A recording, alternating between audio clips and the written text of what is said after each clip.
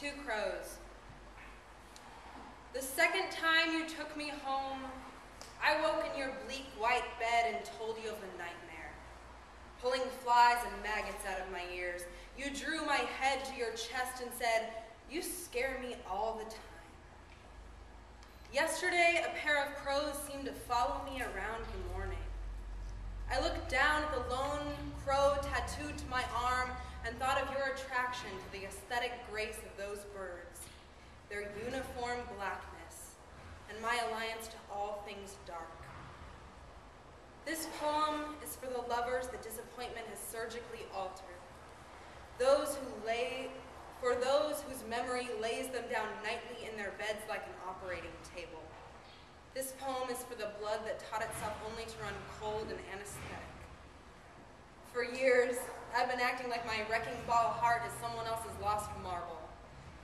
For years, I've been acting like my heart is a daffodil bulb, only able to bloom once before it's killed by winter.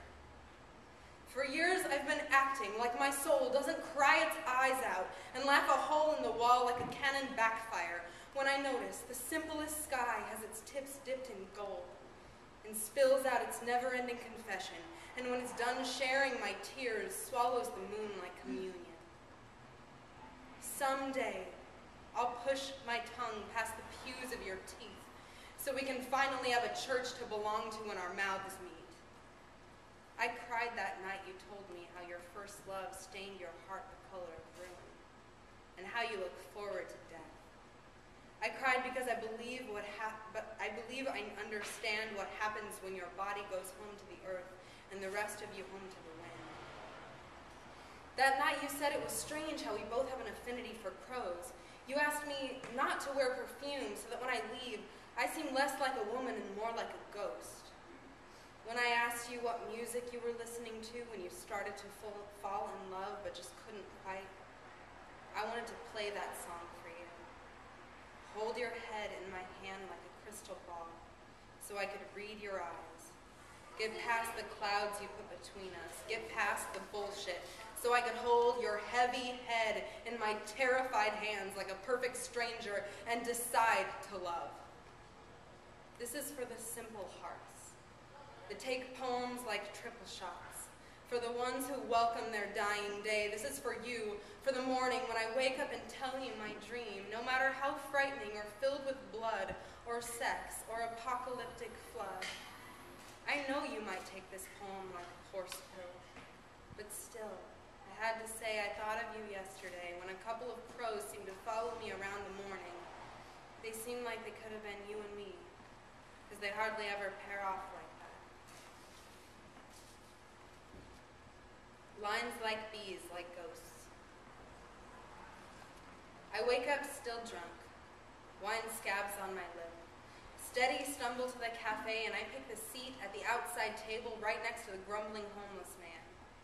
My mind is muttering to itself just like he is. It slices the lines in the book of poetry between my hands and I'm mouthing and breathing the words, Frank O'Hara. Sometimes we lose ourselves. The streams between conscious and unconscious blur together. Suddenly the rain and the river are the same thing and I can't make out the shore. He's waving his arms in the middle of the street and still rambling as my pen makes underlines in the book. And the man takes his seat beside me again and says softly, "This is your book of your poetry." My eyes start to sweat because he's right. This is mine when I breathe it out. This is what happens when I wake the words, when I stir the dead. 2 months ago, I met 6-foot-tall dimples and a mouth to match my own. We talked about what God we pray to and how everyone in the city shares the weather like a story we're all living together.